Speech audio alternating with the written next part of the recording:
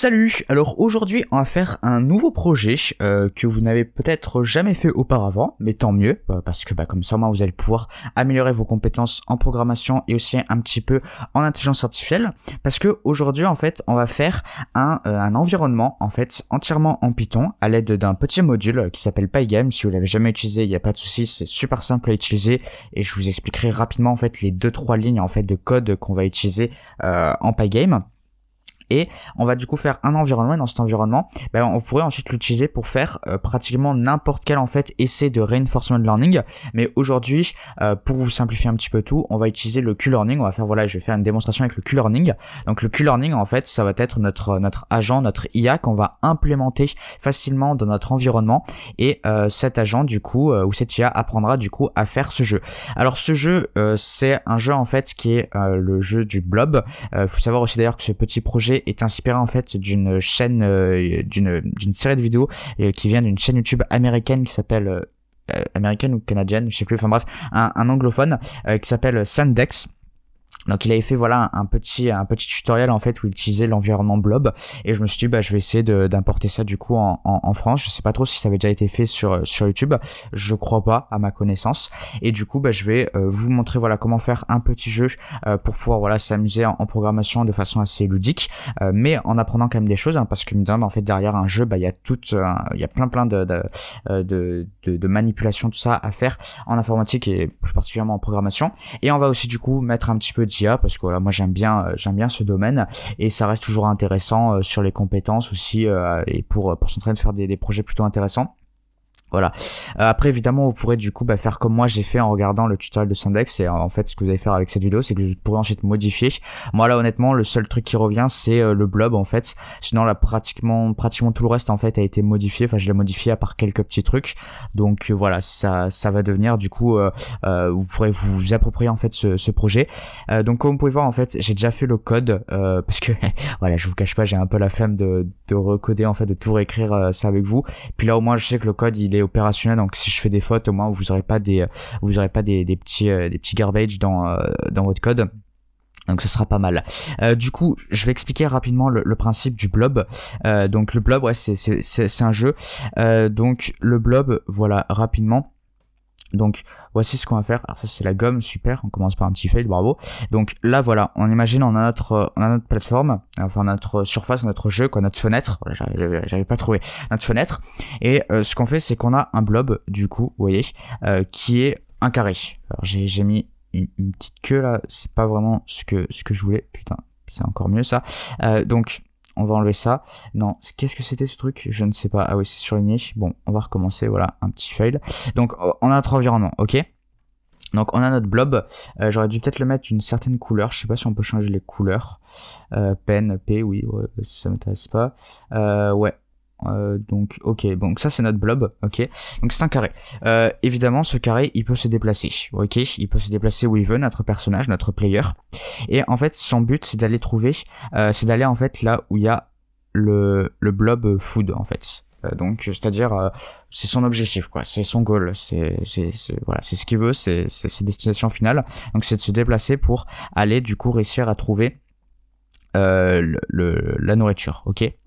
Et ce qu'il faut qu'il évite par contre c'est l'ennemi. L'ennemi, ça c'est à éviter de toute urgence quoi, oui, c'est pas bon. Donc il doit du coup aller trouver la nourriture qui est mise aléatoirement tout en évitant l'ennemi. Voilà. Donc du coup vous pouvez voir qu'on a un bon truc en fait pour faire du reinforcement learning, parce que notre player en fait a un but. Et on lui donne un but, c'est d'aller du coup chercher du coup la bouffe, et il faut qu'il évite un ennemi. Et s'il bouge pas, il aura pas de bonne récompense, et s'il rencontre l'ennemi, il aura de très très mauvaises récompenses quoi. Voilà, donc ça pose déjà un petit peu les bases en fait de cet environnement. L'ennemi ensuite, alors là je crois que dans mon code je l'ai pas mis animé, vous pouvez le faire après évidemment, vous pouvez en mettre plusieurs aussi si vous voulez. Là nous ce qu'on va faire c'est qu'on va juste faire spawner aléatoirement en fait le joueur, l'ennemi et la bouffe. Voilà, on va faire ça spawner aléatoirement, et du coup il faudra qu'il se déplace. À chaque déplacement, de mémoire, mais au pire je me corrigerai après par la suite, on va lui enlever une petite un petit reward. En fait, on va lui donner un petit reward négatif parce que s'il bouge pas, bah en fait, bah au final il se dit bon, mais voilà, c'est bon, je gagne pas de récompense, mais je perds pas non plus. Donc du coup, bah il bougerait pas en fait. Et s'il est en contact avec l'ennemi, là par contre, il va prendre un reward de moins 300, moins 400, vous voyez. Alors que s'il touche la bouffe, il va prendre moins 200, plus 200 pardon. Et du coup, bah faut qu'il trouve du coup le chemin le plus optimisé. C'est aussi ça l'intérêt, que à chaque fois qu'il fait un coup, il a un petit malus. Comme ça, moi, ça va l'obliger à trouver le plus rapidement possible la voie en fait. Voilà, donc c'est comme ça que ça va fonctionner, et on va du coup utiliser le Q-Learning. Le Q-Learning, j'en ai déjà parlé à plusieurs reprises, c'est un petit algorithme du coup qui prend en compte en fait les récompenses futures, donc c'est pas mal du coup pour avoir en fait un agent qui trouve en fait la solution la plus optimale sur du long terme, vous voyez, qui cherche pas juste sur le court terme, ce qui est une bonne chose là, notamment dans ce cas ici, parce que bah, sur le court terme en fait ce serait juste de pas bouger, ce qui serait pas du coup forcément un bon truc, et s'il bouge en fait il va perdre -1, mais si il prend -1, il va se dire bah ok, autant ne pas bouger, sauf qu'en fait, s'il imagine sur du long terme, bah du coup, il va se rendre compte qu'en fait, ça peut être un bon investissement, en fait, de faire cet avancement, de faire ce petit move. Voilà, donc c'est comme ça qu'on va fonctionner du coup. Donc alors du coup je vais revenir sur Atom, comment ça fonctionne ce truc. Oula, il n'y a plus rien, c'est pas grave, tout est géré, tout est sous contrôle. Bac plus 2 les gars, bac plus 2 école ingé, donc non, ça on sait gérer. Je fais pas trop faire le malin parce que bon, on sait jamais. Donc alors du coup j'ai fait plusieurs fichiers parce que moi j'aime bien avoir un code, avoir du coup plusieurs fichiers pour avoir en fait un projet qui est assez épuré. Donc là, on a du coup l'environnement qui va grosso modo être en fait juste une classe. J'ai appelé ça environnement, mais au final j'ai juste fait une classe. Parce qu'en fait l'environnement va être rendu par Pygame. Et comme je dis, si vous avez jamais utilisé Pygame, il n'y a pas de souci, ça prend juste quelques lignes. Et Pygame, ça c'est facile. On utilisera aussi NumPy. NumPy, c'est une librairie qui est pas mal utilisée dans le monde de la data science. Donc comme ça, moi, ça prendra un petit peu aussi NumPy. Et c'est pas mal aussi pour tout ce qui est algèbre linéaire, tout ça. Ensuite, du coup, on a un fichier Q-Learning. Un Q-Learning, c'est ça, je peux l'enlever, j'ai fini, voilà. Q-Learning, du coup, c'est juste voilà, c'est le truc où il y a le Q-Learning. Il y a aussi d'autres trucs qu'on va voir après par la suite. Et Render Environment, donc c'est là où en fait on rend l'environnement. Ok, donc on va commencer du coup par le premier fichier. Alors si vous voulez, vous pouvez mettre tout dans le même endroit, tout dans le même script, il n'y a pas de souci, ça va être un script un peu gros, mais vous pouvez splitter un peu comme moi j'ai fait, comme ça moi ça vous évite d'avoir des scripts trop gros. Je trouve ça pas mal, ça permet d'avoir un code beaucoup plus clair, comme ça moi vous y retrouvez plus facilement, ça fait un peu plus pro aussi, donc franchement vous en sortirez mieux quand vous aurez avec plusieurs scripts comme ça, et pas de souci, hein, je vous expliquerai comment faire pour appeler les fonctions, les classes ou autres objets comme les variables dans un fichier qui sont stockés en fait dans un autre fichier, donc il n'y a pas de souci là-dessus. Donc on va faire une classe, donc notre classe va être la classe blob. La classe blob en fait ça va être du coup comme je l'ai dit, oui c'est vrai, il faut que je remette du coup Firefox, hop, voilà. Donc la classe blob, ça va être en fait chacun des trucs, c'est en fait chaque la bouffe, l'ennemi, non c'est la bouffe, l'ennemi ou le player, ce sont chacun un blob, voilà. Donc ils vont avoir voilà des trucs en commun, il y a des choses qui vont différer évidemment. Voilà, donc on va du coup faire une classe en fait pour chaque truc, une classe unique, et à chaque fois on va instancier et on va mettre du coup les petits paramètres différents. Voilà, donc tout d'abord on a notre constructeur, bon, voilà, pour pouvoir avoir du coup des paramètres, et ensuite du coup on a nos attributs. Donc alors quand on regarde dans init, on va pouvoir du coup mettre en paramètre une color, donc une couleur quoi. Donc là ce sera couleur RGB, donc c'est-à-dire un tuple avec 3 valeurs qui vont de 0 à 255.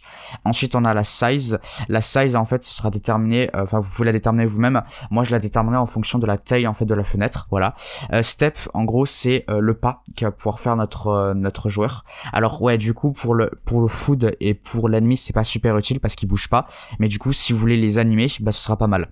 Après voilà, j'aurais dû peut-être faire une autre classe où je faisais par exemple un héritage ou un truc comme ça, et du coup j'avais plusieurs classes, et chaque classe en fait correspondait à une classe au blob, blob player, l'autre food, l'autre ennemi, mais bon voilà. Lens, c'est la longueur en fait, la taille de notre blob, donc de notre player, food et ennemi. Donc ce sera des rectangles, et du coup bah on donne une taille, voilà. Ce sera des rectangles, même plutôt des carrés, parce que comme on peut le voir ici, je détaille pas trop, mais peut-être que ceux qui ont vu cette ligne ils vont voir, oui c'est bien des carrés. Ok, donc du coup j'ai d'abord size x, donc la taille, la position, attendez que je me trompe pas, qu'est-ce qu'on a, ok, donc ça c'est la taille, ouais c'est la taille. ok, taille X en fait, ok, taille Y, couleur, voilà, le pas, la longueur. Ok, donc ensuite on a la position qui est déterminée par self.x, self.x et self.y. Donc ça c'est la position en X et ça c'est la position en Y. Et je la récupère aléatoirement entre 0 et self.sizex. Sizex en fait c'est la taille, la largeur en fait de notre fenêtre. Si elle fait 500 par exemple, bah du coup on va avoir un nombre qui sera généré, un integer, un entier. Rand int c'est rand integer, random integer, entier random, entier au hasard. Ça va générer un entier entre 0 et 500. Je crois que j'avais dit 500, je crois, la taille de fenêtre. Voilà, entre 0 et 500. Y sera pareil, si ça fait 500 évidemment. Évidemment, vous pouvez avoir une fenêtre qui est carrée, donc là, à la limite, si vous voulez, vous pouvez mettre la même chose. Moi, par contre, j'ai décidé, même si c'est toujours la même valeur, je prends comme un tuple, vous voyez, size 0 et size 1, ou une liste, hein, vous pouvez prendre une liste, mais moi j'ai pris un tuple, c'est ce que j'ai fait dans render environment, render env. Donc voilà, après, si vous voulez avoir toujours une fenêtre carrée, vous pouvez le faire aussi. Mais moi, je prends en compte que peut-être en fait que des fois on a envie que ce soit rectangulaire la fenêtre. Voilà, savoir. Et ensuite, du coup, on crée en fait un rectangle. Donc ce rectangle, ça va être du coup un objet en Pygame où on va pouvoir faire des manipulations avec. En fait, ça va représenter du coup, ça va représenter notre un des trois personnages qu'on a, donc soit le joueur, soit l'ennemi, soit la nourriture. Et ça sera utile notamment, par exemple, si on a des collisions, des trucs comme ça, ou si on veut afficher à l'écran en fait notre ennemi, on utilisera en fait les propriétés qui ont été conservées dans pygame.rect. Voilà. Donc ça c'est bon. Alors ensuite, on a deux petites méthodes qui sont un peu particulières, un peu surprenantes au début.